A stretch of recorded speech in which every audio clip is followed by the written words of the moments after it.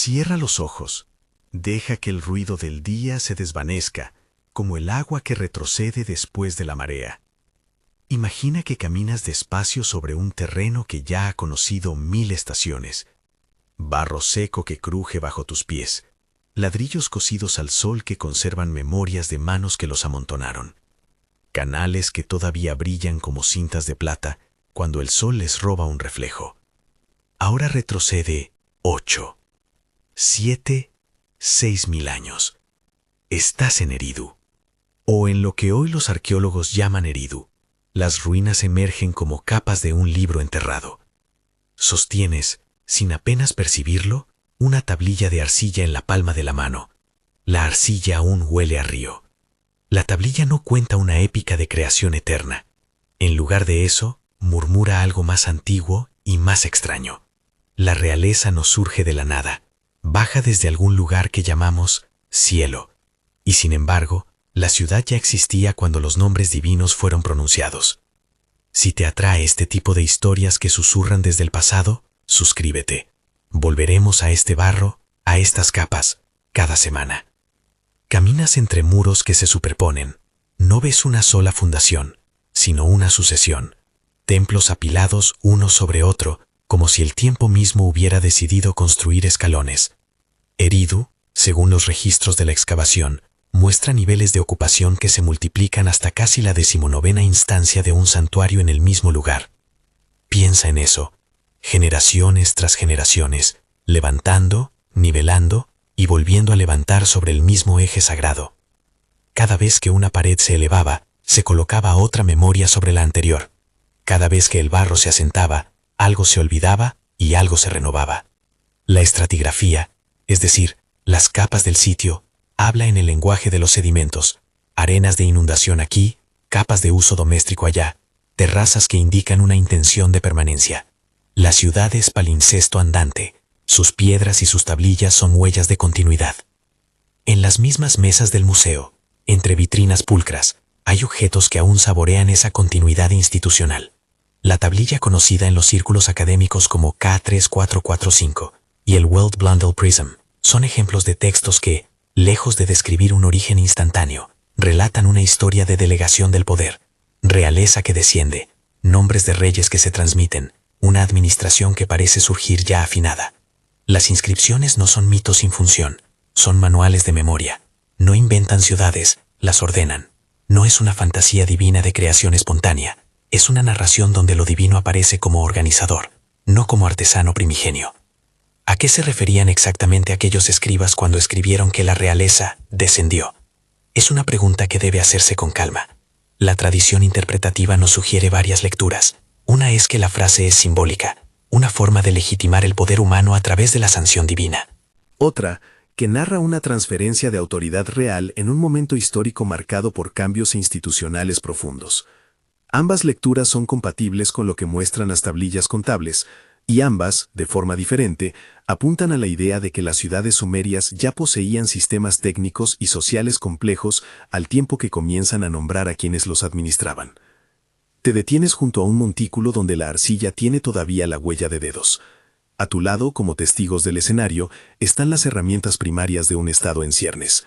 Fichas de contabilidad que parecen bolitas de barro apretadas y marcadas. Sellos cilíndricos tallados con precisión para imprimir imágenes en el barro húmedo. Listas de raciones que ordenan el flujo de cereal y de mano de obra.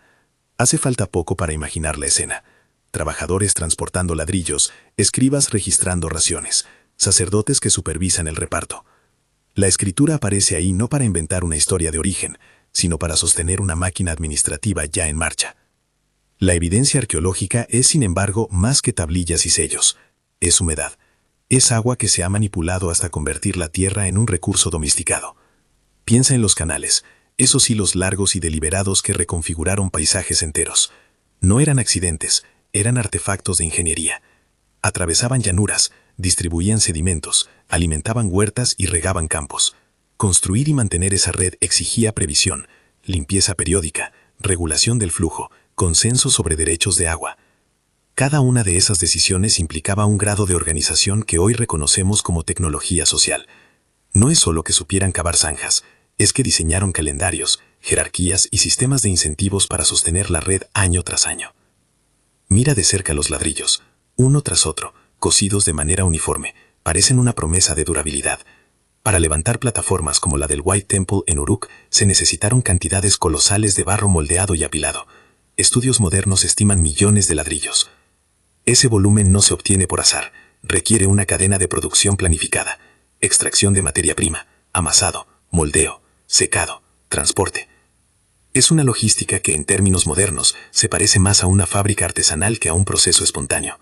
La mano de obra habría sido masiva, con protocolos para la fabricación y métodos para distribuir la carga de trabajo. Todo ello deja huellas, hornos, áreas de secado, talleres. Muchas de esas huellas han sido halladas en los yacimientos, otras, sin duda, se han perdido bajo capas de sedimento o han sido recicladas por generaciones posteriores. En Uruk, la gran urbe que muchos consideran la capital del periodo proturbano, la evidencia de estandarización material y administrativa es más nítida aún. Allí aparecen sellos cilíndricos con motivos repetidos, códigos iconográficos que facilitaban el reconocimiento de propiedad o función, y textos contables donde figuran listas que registran cereal, ovejas, aceite, raciones. Entre los materiales documentales destaca una colección de tablillas que los estudiosos identifican bajo siglas como YBC BC 7164, piezas del rompecabezas administrativo que nos permiten ver la contabilidad antigua. Estos registros no nacen para explicar cómo el mundo fue creado, nacen porque la gestión del mundo ya era un problema real. Es fácil, al observar estos vestigios, caer en dos trampas opuestas. La primera es trivializar, pensar que todo se resolvió por ensayo y error sin un proyecto compartido, como si la organización hubiera sido más suerte que diseño. La segunda es proyección fantasiosa, atribuir a esas sociedades capacidades anacrónicas o intervenciones exógenas. La lectura prudente está en el medio. Estas sociedades desarrollaron soluciones prácticas, algunas de las cuales requieren niveles de especialización que hoy nos sorprenden porque han sido olvidados, fragmentados o reinterpretados por la sucesión de crisis naturales y sociales. Las capas de sedimento ofrecen una segunda voz en la conversación. Donde la estratigrafía muestra depósitos de limo, capas de silt como quienes dejaron esteras de polvo húmedo, se evidencia la acción del agua en momentos de violencia y calma. Leonard Woolley, en sus excavaciones en Ur y en otros sitios, documentó esas capas, bancos de limo que sellaron pisos, niveles de inundación que alteraron asociaciones de objetos y grietas que hablan de abandono temporal y retorno. Fuad Safar, trabajando en otros yacimientos, encontró señales similares, horizontes de inundación que actúan como divisores de memoria.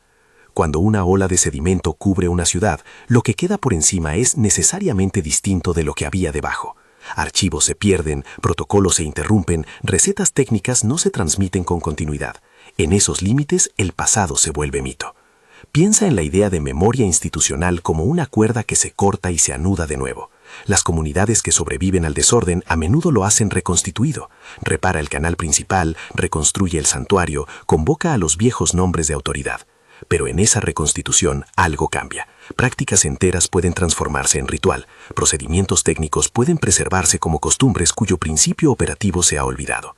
El mito, las historias que pasan de boca en boca, no es un error cognitivo. Es una forma colectiva de registrar lo que no se puede mantener en tablillas frágiles o en protocolos que requieren continuidad administrativa. Cuando la escritura no basta, el mito toma el relevo para conservar el esqueleto de una tecnología social. La primera vez que sostuviste una tablilla, sentiste su peso. Ese peso incluye lo concreto, arcilla secada al sol y anotaciones en cuneiforme. Incluye también la densidad de un sistema que necesitó formalizarse para perdurar. Piénsalo así. En sociedades sin impresoras ni redes digitales, la memoria estatal depende del material que se puede producir y archivar. El token, esa pequeña ficha que sirve como cifra en miniatura, es una forma temprana de moneda simbólica que permite emitir órdenes, distribuir raciones y supervisar el trabajo. Su invención es un acto de ingeniería cognitiva. Codifica, reduce, facilita la comunicación entre manos que trabajan y manos que supervisan. Cuando hablamos de tecnología en este contexto, debemos extender la definición. Además de morteros y canales, la tecnología incluye las convenciones y herramientas simbólicas que permiten coordinar esfuerzos a escala masiva. Hay también indicios materiales más elusivos que invitan a mirar con curiosidad. Por ejemplo, la composición de ciertos morteros, ciertas mezclas de arcillas y la forma de compactar el barro en grandes plataformas ofrecen pistas de técnicas constructivas que no siempre se reproducen de manera idéntica en periodos posteriores. En algunos sitios se han detectado procedimientos de estabilización de suelos, rellenos controlados y capas de drenaje que sugieren un conocimiento fino sobre cómo lidiar con suelos aluviales propensos a hundimientos. No es un milagro, es un saber práctico. Y sin embargo, cuando esas prácticas dejan de transmitirse, por conflicto, por migración, por inundación, se pierden como costumbres que no dejaron manuales completos. Al mismo tiempo, los rituales asociados a obras públicas indican algo más que fe. Son mecanismos que garantizan la cooperación. Si un canal requiere cientos de personas para su mantenimiento, un ritual compartido que lo acompañe refuerza la obligación social. Así, la religiosidad no es secundaria a la técnica, la acompaña. Los dioses en las inscripciones aparecen como supervisores de tareas humanas a gran escala, no como artífices que manipulan la materia, sino como legitimadores y organizadores de una labor humana altamente coordinada. Mientras avanzas entre estos vestigios, el paisaje te ofrece una lección más sobria, la fragilidad de lo escrito. Hay tablillas que han sobrevivido por accidente, horneadas accidentalmente por el fuego de una destrucción, y otras que se deshicieron sin dejar rastro. Cuando el soporte físico sucumbe, lo que queda es espécimen, objetos arqueológicos que llegaron a nosotros por contingencia. Esa contingencia modela la imagen que hoy tenemos del pasado. Por eso los archivos textuales como el Welt Blundell Prism o los ejemplares etiquetados por museos ofrecen ventanas parciales. Nos cuentan, pero no nos cuentan todo. Aún así, ¿tienen autoridad? Trazan listas de reyes, administraciones, genealogías de poder que confirman la existencia de sistemas de transmisión y control. No son mitos sin base, son instrumentos de registro. Hacia el borde de la ciudad, donde los sedimentos cambian de textura, hay señales de un trabajo hidráulico de mayor escala. Esclusas rudimentarias, zanjas con revestimientos, pozos de observación. Todo ello sugiere una planificación asistida por protocolos que hoy llamaríamos técnicos. Estimaciones recientes, basadas en medidas de campos y volúmenes, reconstruyen la magnitud del trabajo humano implicado. Millones de ladrillos, decenas de kilómetros de zanjas, cientos de manos dedicadas de forma sostenida. Para organizar tal volumen no bastan la autoridad y el ritual, se requiere una tecnología social efectiva. Calendarios, registros, incentivos, quizás listas que asignaban tareas repetitivas con precisión. Algunos de esos listados están, parcial o totalmente, en tablillas como YBC 7164. Otras partes, sin duda, se perdieron bajo los Seal Teenagers que Woolley y Safar documentaron. A estas alturas, podrías preguntarte, ¿no es suficiente la explicación de acumulación gradual y aprendizaje técnico? ¿Acaso no bastaría con asumir que las sociedades aprendieron, iteraron y perfeccionaron sus técnicas con el tiempo? Es una respuesta válida y con mucha fuerza. La arqueología convencional la favorece porque se apoya en la evidencia acumulada. Sitios con secuencias largas muestran innovaciones graduales. Las estructuras evolucionan en complejidad y tamaño. Los registros contables crecen en precisión con el paso de las generaciones.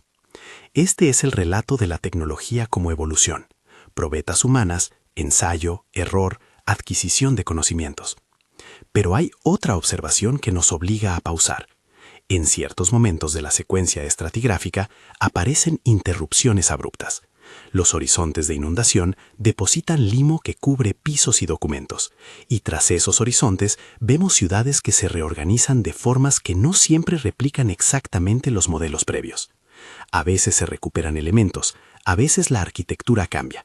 La memoria institucional puede fracturarse, y cuando eso ocurre, prácticas complejas pueden dejar de transmitirse de manera efectiva.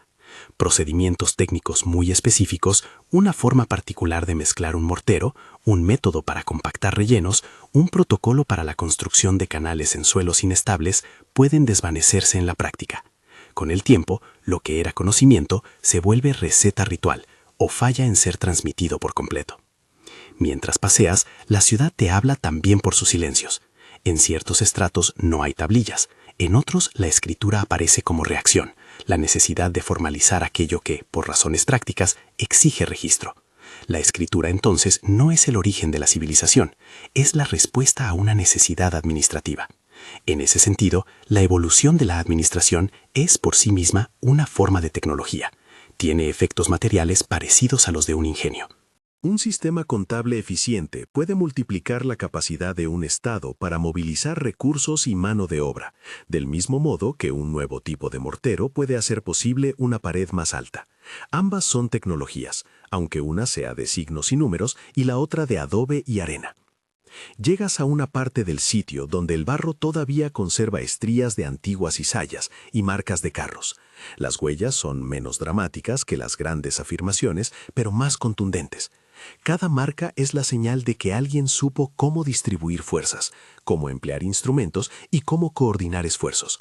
Es en estos detalles donde la idea de una tecnología compleja se vuelve menos especulativa y más tangible.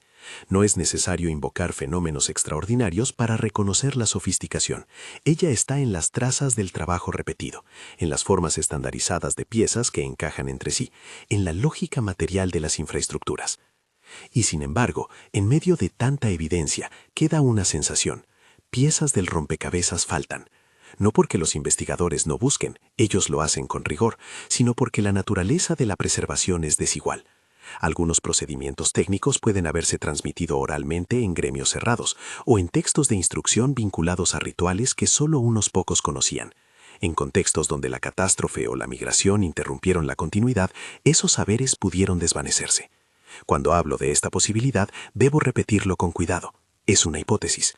Puede ser simplemente la acumulación gradual de conocimiento técnico, pero también es posible que ciertos métodos, ciertas maneras de combinar materiales o de organizar mano de obra que tenían efectos sorprendentes no hayan sobrevivido completos hasta nuestros días. El aire que respiras entre los muros huele a polvo y a agua evaporada. Te acercas a un pozo donde el sedimento muestra una línea neta. Abajo, objetos de una fase. Arriba, algo distinto. Esa línea es una herida cronológica.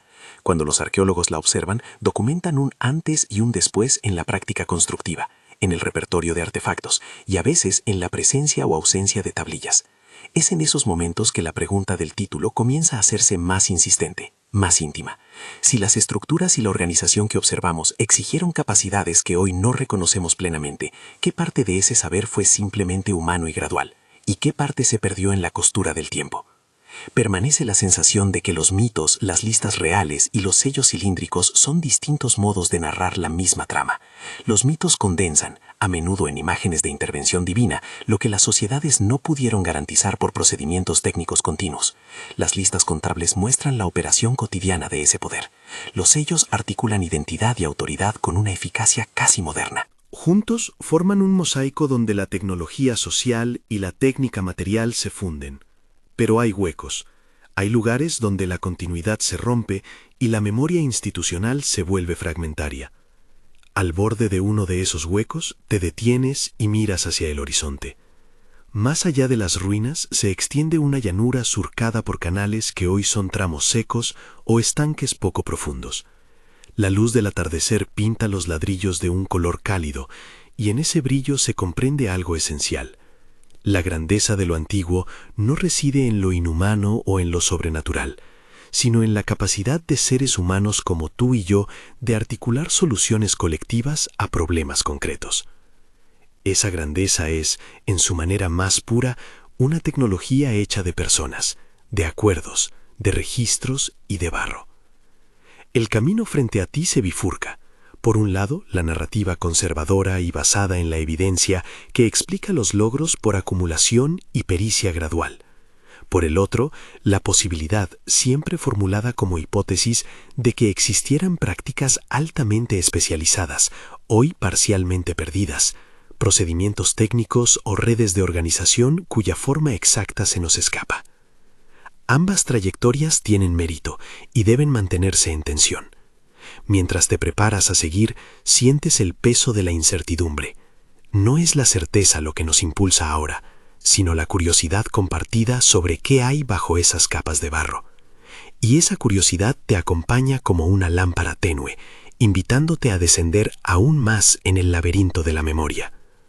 Ahí, sobre la orilla del canal, donde el reflejo del cielo parece una tablilla líquida, hay un punto donde el relato necesita decidir si se adentra en la especulación o si permanece en la cartografía minuciosa de lo conocido. La elección debe hacerse con cuidado. La hipótesis debe mostrar sus cartas. ¿Qué evidencias la sostienen? ¿Qué alternativas académicas existen? ¿Y qué nivel de plausibilidad podemos asignarle sin convertir la imaginación en afirmación? Te detienes, inhalas y sientes que estás a punto de entrar en un territorio distinto, uno donde las conjeturas se permiten, siempre acompañadas de su comprobación arqueológica. No es momento de cerrar la pregunta, sino de ampliarla con rigor. Entonces avanzas, paso a paso, hacia las capas que todavía no has leído por completo, sabiendo que lo que sigue requerirá más paciencia, más atención a los detalles y, sobre todo, la disposición a distinguir lo que los datos sostienen y lo que solo podríamos imaginar. Avanzas un paso más y el barro bajo tus pies cambia de textura. Ahora se siente más compacto, como si bajo la superficie se hubieran apilado siglos de decisiones. No necesitas prisa. Mira cómo los restos te hablan de mano de obra organizada, hileras de huecos donde se clavaban postes temporales, zonas que debieron usarse para el secado de ladrillos y los restos de pequeños hornos. Cada una de esas huellas tiene una historia de coordinación detrás, órdenes que llegaron de algún lugar, raciones que sostuvieron cuerpos cansados, tiempos marcados por estaciones y por dioses, cuyo poder, según las inscripciones, legitimaba el trabajo colectivo. Piensa en el proceso completo de construir una plataforma monumental. No es solo moldear barro y apilarlo, es un ciclo que comienza con la extracción de la arcilla en sitios específicos, con la selección de mezclas, más arenosas aquí, más arcillosas allá, con la preparación de lechos de secado protegidos del viento fuerte, y con la organización del transporte. Los barcos y carros que movían los materiales requerían rutas mantenidas, puentes y nodos de almacenamiento. Lo que vemos fragmentado en el yacimiento fue en su momento una red, lugares de extracción, talleres, caminos, centros de administración donde se anotaba quién había llevado qué y quién recibiría qué ración. La logística no se improvisa, se planifica y se regula. Y aquí es donde la escritura y la contabilidad muestran su rostro más utilitario. Las fichas y las tablillas no son ornamentos, son las claves de un sistema que recorta la complejidad del mundo en entradas y salidas, X ladrillos entregados por Y y una cláusula que determina la ración que toca. Los sellos cilíndricos operan como firmas, imprimen en barro húmedo la trazabilidad de una operación. Cuando sostienes una tablilla con un número, no sostienes solo arcilla, sostienes una decisión administrativa. Y esa decisión, repetida miles de veces, crea una disciplina productiva que puede mover montañas de barro y convertirlos en pirámides y templos. Observa, por ejemplo, la forma en que se organizaba una campaña de producción de ladrillos para una construcción mayor.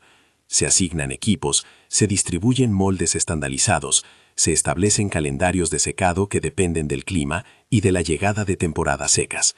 Se registran las entradas de combustible para hornos y se contabilizan las raciones de cereal para el personal.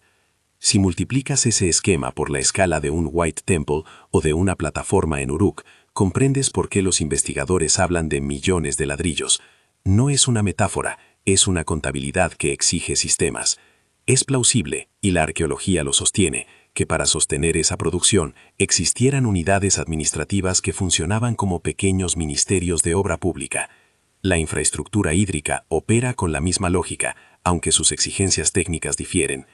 Mantener canales implica periodos periódicos de limpieza, la comprobación de bordes, la reparación de compuertas rudimentarias. La eficiencia de un canal depende de su sección transversal, de su pendiente, de la vegetación que lo estrecha. No basta con excavar, hay que mantener y gobernar. Por eso los textos administrativos repiten entradas sobre limpiezas y sobre asignaciones de mano de obra para dragar canales. Esos registros son la evidencia tangible de que la sociedad no solo sabía cavar zanjas, sabía sostenerlas en el tiempo. Hay otra dimensión que merece atención: los incentivos y las sanciones. En contextos donde la cooperación es esencial, las comunidades inventan arreglos que refuerzan la participación. A veces son pagos en raciones, otras, privilegios en el acceso a recursos sagrados. Los templos funcionan, en este sentido, como centros de redistribución. Reúnen producto, almacenan y reentregan según criterios que pueden ser tanto técnicos como rituales. La religión legitima el reparto, y el reparto sostiene la obra. Es un circuito cerrado donde lo social y lo técnico se retroalimentan. Pero no todo lo que hace posible la maquinaria estatal deja huella. Muchas prácticas pueden ser invisibles para el arqueólogo. Procedimientos de control oral, normas de trabajo transmitidas por aprendizajes en talleres cerrados, acuerdos de vecindad que no se inscribieron en tablillas. Aquí radica una fuente de pérdida. La transmisión dependía en parte de la continuidad de las instituciones. Cuando esa continuidad se rompía por motivos naturales o humanos, se deshilachaba también el hilo que ataba los procedimientos a su memoria operativa. Es entonces cuando las capas de inundación operan como correctores históricos. Imagínate una noche de lluvia inusual. El río desborda y deposita limo sobre su margen. Ese limo cubre pisos, hornos, tablillas y estructuras efímeras. Cuando la comunidad retorna, puede encontrar su plaza parcial o totalmente cubierta. La reconversión del paisaje exige trabajo extra: limpiar, rellenar, recomponer. En ocasiones, la sociedad decide moverse a terrenos más elevados y reutilizar material, o reconstruir con variantes nuevas. Esas decisiones generan discontinuidades en la práctica constructiva. Muchas veces, lo que antes se hacía con un cierto grado de precisión técnica puede volverse más rudimentario por necesidad o por la pérdida de artesanos especializados. Los trabajos de Leonard Woolley en Ur son un testimonio elocuente de esa dinámica. Los estratos de limo que documentó pueden interpretarse como capítulos de una historia donde un episodio hídrico interrumpe la memoria material. Fuad Safar encontró señales análogas en otros sitios.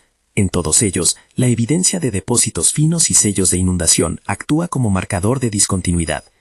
Eso no implica misterio sobrenatural, implica procesos naturales que afectan la preservación y la transmisión de conocimientos. Pero en esos intersticios surge una pregunta legítima. ¿Qué se pierde cuando desaparece una capa administrativa? ¿Qué saberes dejan de enseñarse al aprendiz que se convertiría, generaciones más tarde, en maestro? Ves ahora las tablillas que sobreviven como fragmentos de un gran archivo fracturado. El Weld Plan del Prison, por ejemplo, nos ofrece una lista de reyes y una tradición que intenta mantener la memoria de nombres y reinados en un orden que rellena huecos. No es un manual técnico, es un resumen político y cultural de continuidad. K3445 y otras tablillas contables, por su parte, te muestran el día a día de la gestión. Y YB7164. Esa colección que despunta entre las cuentas administrativas te permite asomarte a la mecánica de la distribución. Juntas, estas piezas componen un tapiz que es a la vez rico y parcial. Suficiente para revelar estructuras, insuficiente para reconstruir todos los detalles de las técnicas concretas. Es en ese punto, cuando la evidencia es densa en organización, pero fragmentaria en procedimientos concretos, que la hipótesis de tecnologías perdidas despliega su interés. Formulada con cuidado, no busca afirmar hechos imposibles, pretende explorar posibilidades coherentes con lo que vemos. Te propongo que nos acerquemos ahora a 3 tipos de tecnología que podrían caber en esa categoría: tecnologías materiales, procedimientos constructivos y tecnología social. Para cada una, examinaremos la evidencia que las empuja como hipótesis, la alternativa que ofrece la explicación convencional y un juicio prudente sobre qué tan plausible sería que hoy nos hubieran quedado incompletas. Primera posibilidad: tecnologías materiales perdidas. Imagina mezclas de mortero o aditivos que permitían un curado más rápido, mayor cohesión o impermeabilización mejor que la que se practica hoy con técnicas análogas. Piensa en capas realizadas con rellenos controlados, con drenes internos que evitaban asentamientos diferenciales, o en tratamientos de superficies que protegían de la erosión. La arqueología aporta señales que alientan esa lectura. En puntos de excavación se han identificado capas con composiciones de barro inusuales, estratos compactados de manera distinta y superficies tratadas con materiales que no siempre resultan fáciles de reproducir con las recetas modernas. Esos indicios no prueban una tecnología mágica, pero sugieren prácticas materiales sofisticadas. La alternativa académica más conservadora explica esos hallazgos como variaciones locales en materia prima y como respuestas empíricas a condiciones específicas del sitio. En otras palabras, los antiguos experimentaron y ajustaron recetas a su entorno. No habría necesidad de invocar procedimientos secretos o conocimientos perdidos. La plausibilidad de la primera hipótesis desde la evidencia conocida sería media. Es decir, hay señales que la justifican, pero faltan manuales o tratados técnicos que la confirmen de manera definitiva. La explicación más simple, acumulación práctica de saberes, sigue siendo fuerte, pero no cierra por completo la posibilidad de técnicas particulares que no se replicaron tras rupturas. Segunda posibilidad, procedimientos constructivos y logísticos altamente especializados. Aquí entra la idea de protocolos multigeneracionales para secuenciación de obras y para la construcción en suelos problemáticos. Podrías imaginar que existieron listas de verificación, calendarios de obra estandarizados transmitidos por gremios, o métodos específicos para distribuir cargas en rellenos que hoy nos resultan menos evidentes. La señal arqueológica que alimenta esta hipótesis está en la uniformidad de ciertos productos a escala, los ladrillos estandarizados, y en la repetición de soluciones en lugares geográficamente distantes dentro de una misma región cultural, lo que sugiere transmisión de prácticas. La existencia de zonas productivas con talleres claramente organizados fortalece la lectura de una logística planificada. La explicación alternativa aquí es, otra vez, la evolución gradual y la convergencia técnica. Distintas comunidades pueden llegar a soluciones parecidas por prueba y error sin necesidad de un protocolo secreto. Además, la variabilidad que sí se observa en muchos sitios indica que no había una única receta universal, sino múltiples prácticas regionales. La plausibilidad de procedimientos constructivos perdidos puede calificarse como alta en lo que respecta a la existencia de saberes técnicos muy especializados. Sabemos que existían, lo que dudamos es si estos llegaron a ser tan codificados y exclusivos como para desaparecer sin dejar rastro.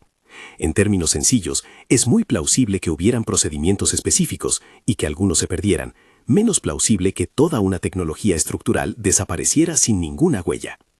Tercera posibilidad, la tecnología social como forma de saber técnica oculta. Esta hipótesis propone que lo realmente inexplicable no es tanto un mortero especial como la maquinaria normativa que permitía que cientos o miles de personas trabajasen de manera sincrónica y sostenible. Incluye sistemas de contabilidad compleja, procedimientos para la gestión de mano de obra, reglas para la asignación de turnos y una cultura institucional que convertía la obligación ritual en obediencia efectiva. Aquí la evidencia más clara es textual: fichas, tablillas, sellos y la propia narrativa de realeza que desciende, que funciona como una legitimación institucional. Si la tecnología social es poderosa, su pérdida puede ser súbita tras la fractura de las élites o de los rituales que sostenían los acuerdos. La alternativa es que esos sistemas sociales fueron reabsorbidos por nuevas formas de organización o evolucionaron en otras direcciones. La discontinuidad no siempre significa pérdida total, a veces significa transformación. Evaluar la plausibilidad de esta hipótesis inclinada hacia lo alto. Es altamente plausible que la tecnología que nos sorprenda sea en gran medida social. Lo que a nosotros nos parece una técnica misteriosa podría haber sido una máquina administrativa cotidiana cuyo engranaje principal era la confianza compartida y las sanciones rituales. Es decir, más que un componente oculto, podría tratarse de un conjunto de prácticas sociales que dejaron pocos manuales, pero muchas consecuencias materiales.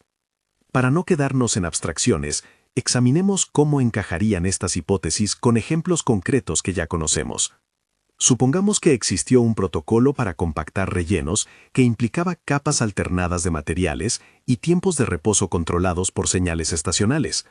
Los indicios arqueológicos serían rellenos con estratificaciones inusuales y evidencia de control de humedad. La contraevidencia sería la falta de textos técnicos que describan ese método. O imagina un sistema de contabilidad que no solo regulaba raciones, sino que operaba como una especie de programa para movilizar mano de obra. Podríamos esperar la combinación de fichas, sellos y depósitos estructurados. Allí sí tenemos evidencias parciales. Las fichas y los sellos existen y muestran un sistema contable que podría sostener operaciones a gran escala. Lo que falta es el manual. En cada caso, la regla de oro se impone.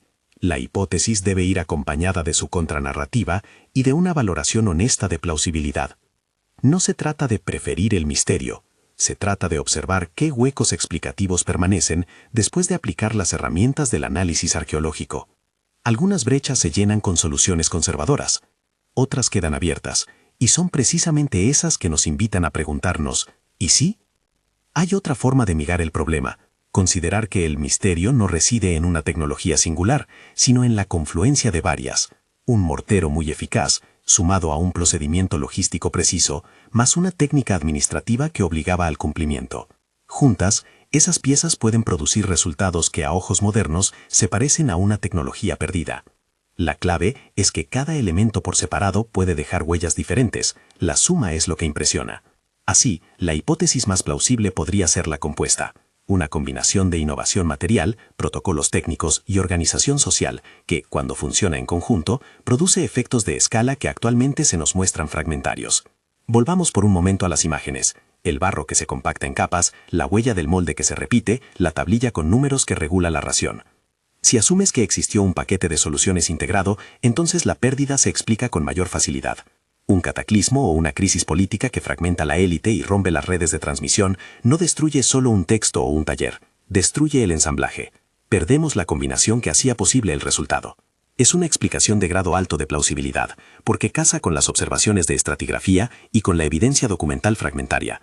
Mientras paseas por esos vestigios, acompaña tu sorpresa con cautela. Recuerda que la arqueología no es un rompecabezas donde faltan siempre las piezas más emocionantes.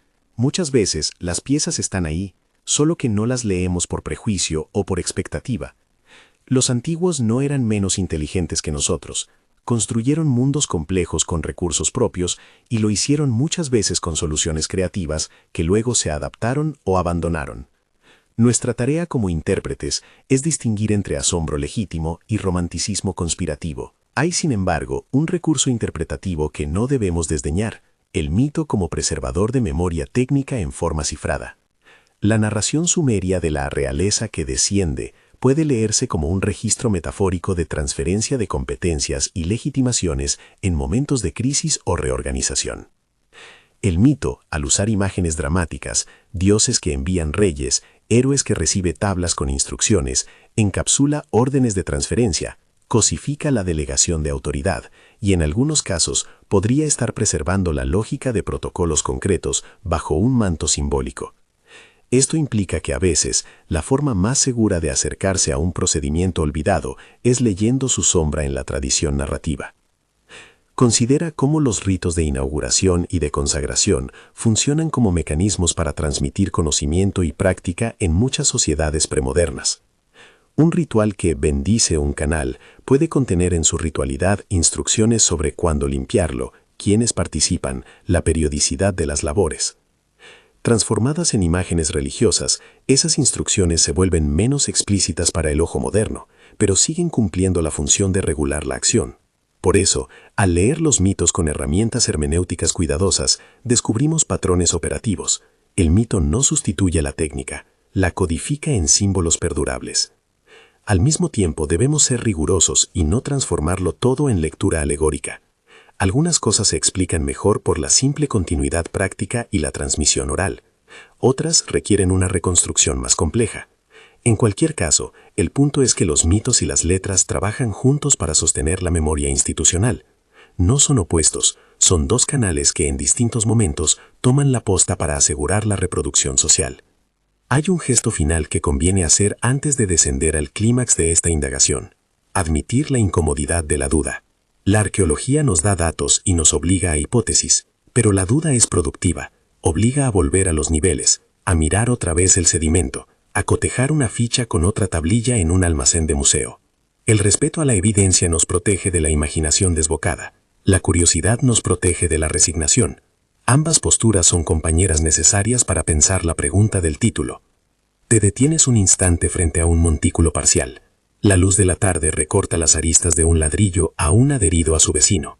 Al tocarlo con los dedos, te das cuenta de que lo que más te impresiona no es la posibilidad de máquinas sobrenaturales, sino la capacidad humana de articular, durante siglos, arreglos técnicos y sociales que alteraron paisajes enteros. El misterio que persiste es en buena medida la fisura entre lo que sabemos y lo que aún no hemos logrado hacer evidente. Es en esa fisura donde florecen tanto las mejores preguntas científicas como las historias que nos envuelven a la hora de dormir. Ahora, antes de cerrar el viaje, quiero dejar claras 3 cosas con la suavidad de quien apaga una vela. Primero, ninguna de las hipótesis expuestas pretende reemplazar la explicación académica que interpreta la mayoría de los datos como fruto de acumulación y especialización humana. Esa explicación es en muchos aspectos la más verosímil y robusta. Segundo, la posibilidad de que existieran procedimientos o prácticas que no comprendemos completamente no implica fenómenos imposibles, implica pérdida, continuidad fragmentada y variabilidad humana. Y tercero, la curiosidad por lo no explicado no es conspiración, es invitación a investigar con más precisión, a excavar con paciencia y a interrogar el archivo con métodos interdisciplinarios. Al retroceder hacia la salida del yacimiento, el paisaje te devuelve una última lección. La historia no es una línea recta. Es una acumulación de capas, una serie de decisiones que se apilan y que a menudo requieren manos que la sostengan. Cuando esas manos faltan, la continuidad se resquebraja. Lo que hoy percibimos como un misterio puede ser, en última instancia, el eco de una política rota, de un desastre natural o de una tradición que dejó de enseñarse. O puede ser también una ventana hacia técnicas materiales o procedimientos de organización que aún esperan ser descifrados. Te marchas con la sensación de haber caminado por una red de tiempos y de memorias. Sientes la arcilla entre los dedos, el olor del río que no cambia, y la sutil tristeza de saber que algunas historias quedan incompletas por factores contingentes. Pero no te quedas con la desesperanza. Te queda la impresión de que cada búsqueda posible abrirá nuevas preguntas y nuevas maneras de comprender la antigüedad. Antes de que la noche te envuelva del todo, te dejo la pregunta central donde la encontraste, pero quizá un poco más clara. Si las ciudades que vemos son el resultado de combinaciones complejas de saberes materiales y sociales, ¿qué parte de ese conjunto fue simplemente humana y gradual? ¿Y qué parte fue una red de prácticas hoy parcialmente perdida? No pretendo resolverla, solo proponerte que la lleves contigo, como quien guarda una tablilla en la palma, la mira a la luz y la deja descansar en la mesilla. Si este paseo por capas y por memorias te despertó la curiosidad, cuéntame en los comentarios, ¿qué tecnología crees que podría ocultarse bajo esas propas de barro? Comparte este episodio con alguien que disfrute perderse en la historia y en el misterio. Que la incertidumbre te acompañe esta noche como un farol tenue, y que mañana tengas ganas de volver a excavar, aunque sea con la imaginación.